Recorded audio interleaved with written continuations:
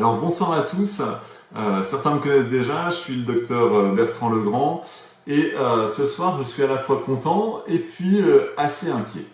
En effet, aujourd'hui, la ministre de la Santé, Agnès Buzyn, a annoncé sa stratégie pour la France jusqu'en 2020. Elle promet de garantir la réponse aux demandes de soins urgents et aux demandes de soins non programmés aux heures d'ouverture du cabinet. Là, moi j'applaudis, dès demain, c'est tout à fait sur ça que les Français attendent d'être assurés.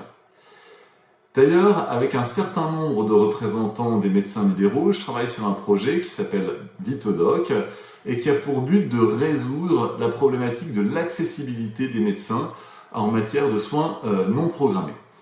Mais ça, je vous en parlerai une autre fois parce que c'est pas vraiment la question d'aujourd'hui.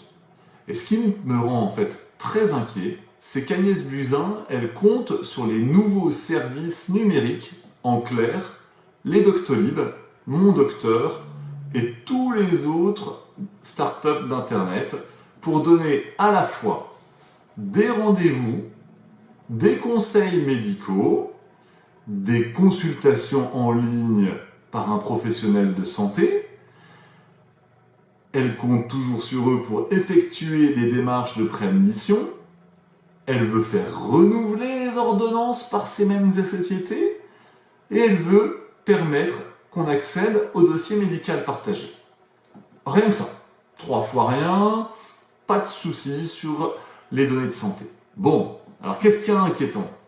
Ce qui est inquiétant, c'est qu'il restera absolument plus rien aux médecins libéraux une fois que toutes ces tâches auront été captées par ces sociétés privées.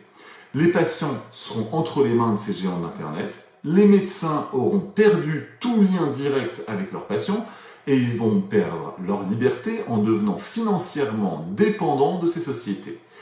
Les algorithmes de Google distribueront les consultations. Les données de santé seront commercialisées sous le manteau. C'est pas le fruit de mon imagination. Il y a déjà eu des incidents récents qui prouvent que ces sociétés utilisent les données des médecins qui s'abonnent à leur service. Et il y a d'autres bizarreries sur ces sites qui suggèrent qu'ils sont avides de big data pour des fins qui sont très éloignées de leur raison initiale. Vous savez, je pense qu'un outil, c'est fait pour servir le médecin et c'est sûrement pas l'inverse. Alors, c'est pour ça, il va falloir qu'on remette les choses à plat. Et alors du coup, on va voir ça la prochaine fois. En attendant, je vous remercie de m'avoir écouté et puis je vous dis à bientôt. Salut tout le monde!